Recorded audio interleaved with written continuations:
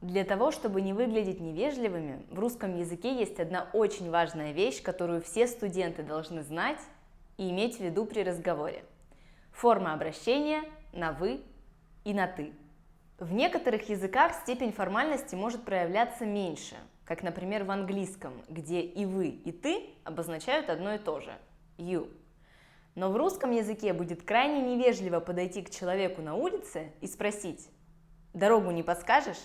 вместо «дорогу не подскажете?» Всем привет и добро пожаловать на мой канал! Меня зовут Алина, и я помогаю студентам русского языка заговорить на русском более уверенно и естественно. Подписывайтесь на канал, если вы еще не подписаны, и ставьте лайк! Как вы уже поняли, тема сегодняшнего видео – формальное и неформальное обращение к человеку на «вы» и на «ты». Или, как говорят в простонародье, когда уместно выкать или тыкать. Форма обращения на «вы» пришла в русский язык в начале XVIII века при Петре I из-за сильного влияния французской культуры и языка. А до этого в русском языке использовалась только форма обращения на «ты». Итак, когда же мы должны обращаться к человеку на «вы»? Начнем с простого и общего правила. Когда вы не знакомы, видите человека впервые или мало знакомы, к нему следует обращаться на «вы». В любой ситуации – в магазине, в больнице, в ресторане, в музее, в театре и так далее. Например, распространенная ситуация в поликлинике. Вы приходите на прием к врачу в порядке живой очереди, то есть не по талону на конкретное время, а именно в очередь. И спрашиваете, кто последний? Вам отвечают «я». И вы на это говорите «хорошо, за вами буду». И здесь нельзя сказать «за тобой буду», потому что вы не знаете этого человека и не можете обращаться к нему на «ты». Второе правило, когда нужно обращаться на «вы», это профессиональный контекст. На работе с коллегами мы, конечно, можем говорить на «ты», потому что зачастую в коллективе сохраняется относительно неформальная и дружелюбная атмосфера. Однако, если мы говорим с заказчиком или клиентом, который хочет приобрести у нас услугу, мы обращаемся к нему на «вы». Даже если мы с ним видимся не впервые, все равно определенная степень формальности сохраняется. И сюда же отнесем преподавателей школ или университетов, к которым тоже обязательно нужно обращаться на «вы». Далее, если перед вами человек, который, очевидно, старше вас, к нему тоже следует обращаться на «вы», если только вы не договорились о возможности обращения на «ты». Но если мы говорим про пожилых людей или людей, которые значительно старше нас, то здесь почти всегда употребляется форма «вы», потому что в этом случае разница в возрасте уже слишком велика. К примеру, к родителям своих друзей я всегда обращаюсь на «вы», без исключения, хотя наверняка есть случаи, в которых допускается форма обращения на «ты», потому что они об этом договорились. И здесь у нас есть интересный момент. Форма обращения на «вы» не всегда является формальной, как в случае с друзьями родителей. Наоборот, как в случае с родителями друзей.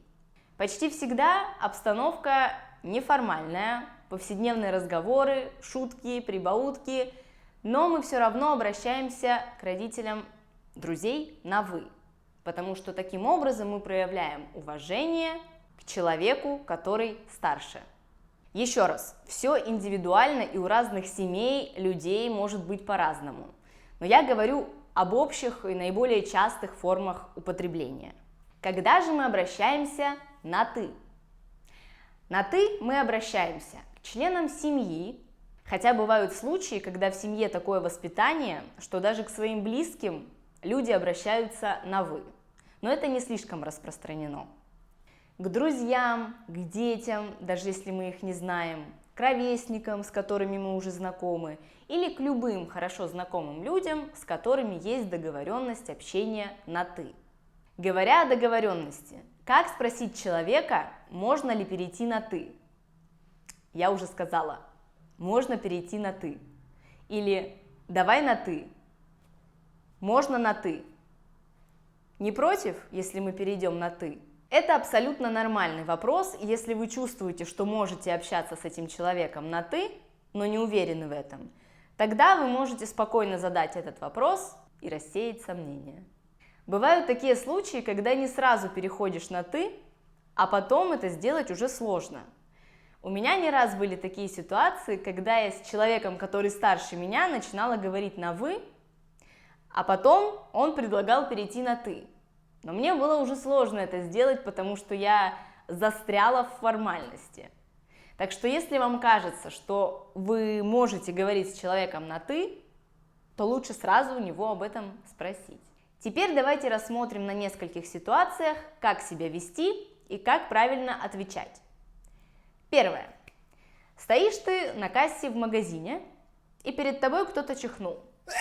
Ты хочешь показаться вежливым и сказать фразу, которую обычно говорят, когда кто-то чихает.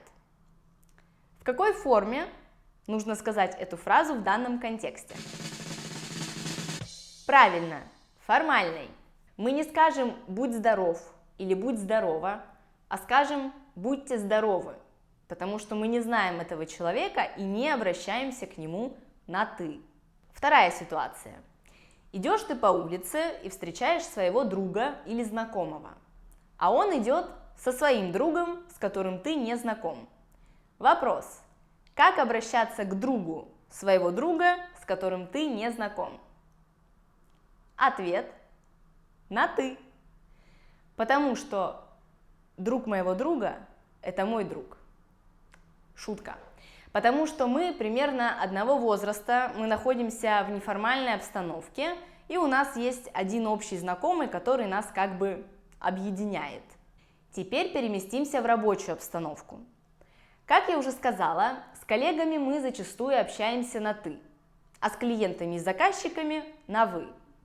Но если это постоянный клиент, с которым мы взаимодействуем на протяжении длительного времени, и он уже как будто бы часть нашего коллектива, то мы можем обращаться к нему на «ты», но, разумеется, при договоренности. Тем более, что мы можем быть с ним одного возраста. А как обращаться к людям в интернете? Преимущественно к тем, кого мы не знаем. Потому что к тем, кого мы знаем, мы, очевидно, будем обращаться точно так же, как и в реальной жизни.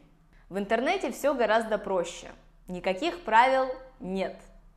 Особенно если мы говорим про социальные сети, про форумы и тому подобное, где люди коммуницируют в комментариях под видео или под публикации любого рода, то тут, как я уже и сказала, строгих правил нет. Но я бы рекомендовала обращаться на «вы», если только до этого к вам не обратились на «ты». Потому что если к вам уже обратились на «ты», тогда можно без зазрения совести общаться с человеком на «ты». Это элементарные формы вежливости, точно так же, как и в офлайн мире. Представьте ситуацию, когда вы пишете комментарий под публикацией профессора экономики. И тут сразу два фактора. Во-первых, вероятно, он значительно старше вас, а во-вторых, это преподаватель. Уж я бы, наверное, себе не позволила обратиться к нему на «ты». И вам этого делать не советую. Поэтому, несмотря на то, что в интернете все нормы и правила размыты и условны, я бы вам советовала их соблюдать с учетом того, что мы сегодня проговорили. А напоследок зачитаю вам небольшое стихотворение Александра Сергеевича Пушкина, который подмечает неформальность и душевность обращения на «ты» в сравнении со строгим и формальным «вы». Пустое «вы» сердечным «ты» она, обмолвясь, заменила, и все счастливые мечты в душе влюбленной возбудила. Пред ней задумчиво стою, свести очей с нее нет силы, и говорю ей: как вы милы, и мыслю: как тебя люблю. И на этом у меня сегодня все. Надеюсь, было полезно, понятно и познавательно. Существует ли в ваших языках такая степень формальности? Или, может быть, она существует, но не особо используется, как в испанском или португальском?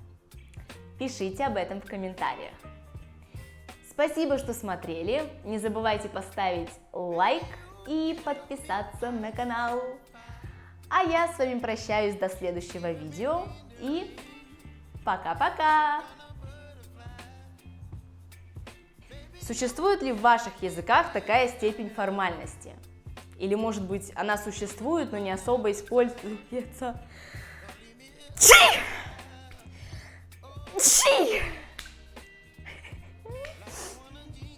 I beg your pardon.